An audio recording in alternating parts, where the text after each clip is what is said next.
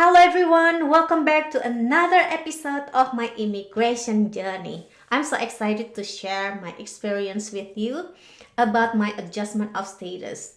Why? Because I've got my green card within 3 months. That's so fast. But Don't worry about the time. as long as your marriage is real, it's gonna be fine. So in this video, I would like to share how I organize my adjustment of status packet without a lawyer or attorney. My husband and I decided to do all this process and organize our adjustment of status without a lawyer or attorney, and then we send it to the USCIS, and within 3 months, I've got my green card. It's gonna be a long video, but I hope this video is very helpful for you. At least you've got some ideas how to organize your application. Because in this video, I'm gonna share the details of the documents that you need with your application before you submit it to the USCIS. Let's get started. There are 4 main documents that I sent to the USCIS. The first is Form I-485. This is the application to register permanent resident or adjust status. The second is Form I-864. This is the application for affidavit of support. The other one is Form I-131, the application for travel document. And the last is Form I-765, the application for employment authorization. As you see in this video, I used the big clip to hold all the things together like this, and I attach the sticky notes at the bottom. So now let me show you one by one of each documents. Started with Form I-485, adjust status. The first thing I include here the letter to the USCIS stating about what documents that we're sending them in this packet. And this letter signed by me. And next, I include my 2 passport style photos and I write my name and alien number at the back. I actually prepare 6 photos, 2 photos for the I-485 adjust of status, and the other 2 photos for the I-765 employment authorization application, and the other photos for I-131 travel document application. Next will be my payment check. This is how I write a payment check, and you also might take a look at the USCIS webpage about how to write a payment check and how to calculate the fee. Remember that the fee is already included with biometric fee. If you don't want to use a payment check, you also can use the other way that you can find out through this webpage. But for me, pay with a payment check is the best. Next, that will be I-485 cover letter. You may pause this video if you want to see how I write this cover letter. Next is G1145 form. This is going to ensure that we got notified via email or message through our mobile phone once our application is accepted. So in this form, I type my last name, my first name, my middle name, and right here is my email address and my mobile phone number. Next, I include here Form I-485. This is the form that you will download it from the USCIS webpage, and make sure that you always use the new version of this form. In the next video, I would like to share how to fill out this form, so please subscribe to this channel if you haven't subscribed yet. Next, I include a copy of my birth certificate. This is in Bahasa Indonesia, which is my native language. So I provided a translate copy right after. This is a copy of my birth certificate in English translation. Next is a copy of my passport. Then a copy of my K1 visa. Next, this is my social security number.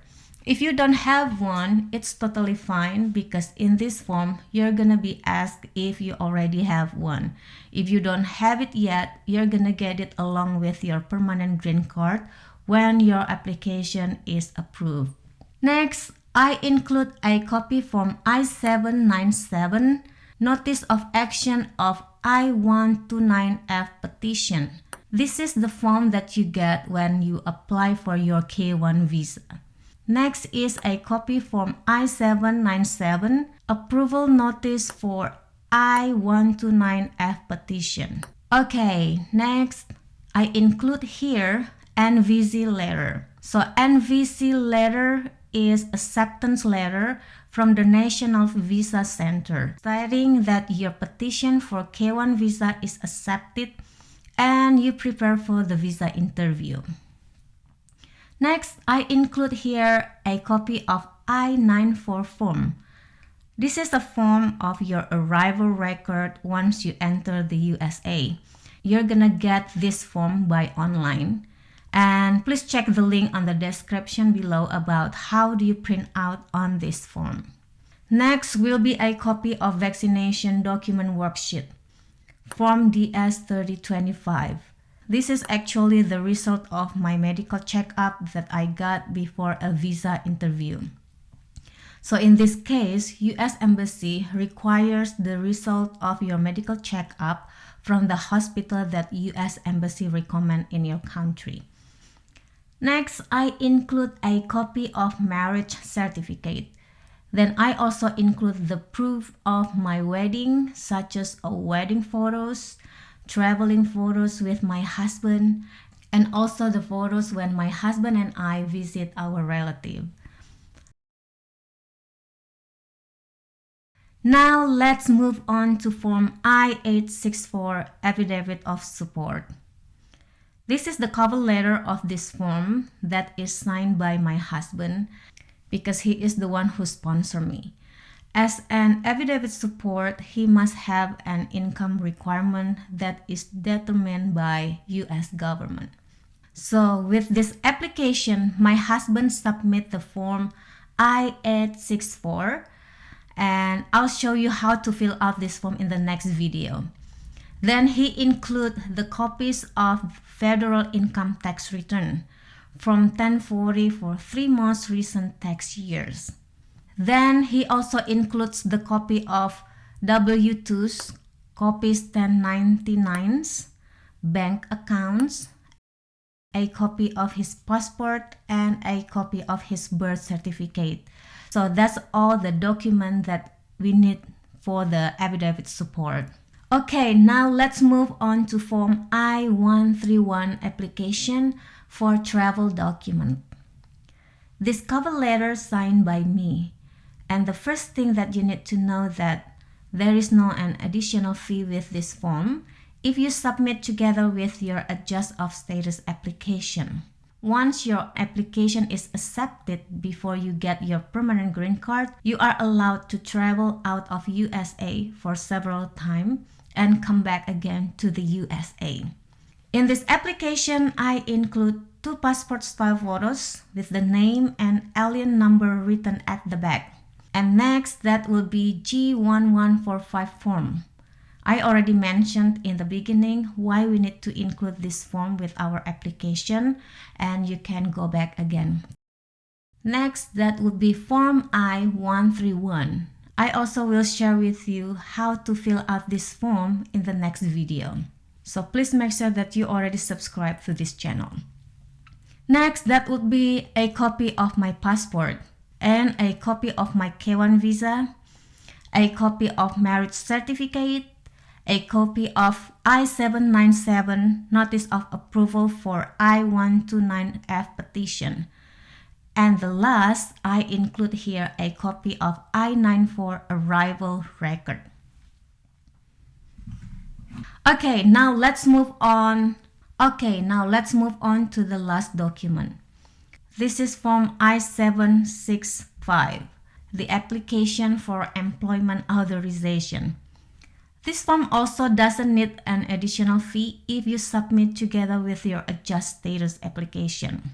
Once this form is approved, you are able to work in the USA even though you haven't got your green card yet. If you don't have plan to work in the USA, I suggest you to submit this form. Maybe someday you change your mind and then you want to work here before you get your green card, so at least you already got your employment authorization document.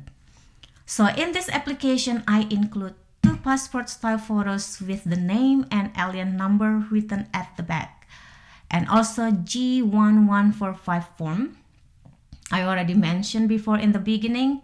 And then the next that will be form I-765, and also I will show you how to fill out this form in the next video. And next that will be a copy of I-94 arrival record.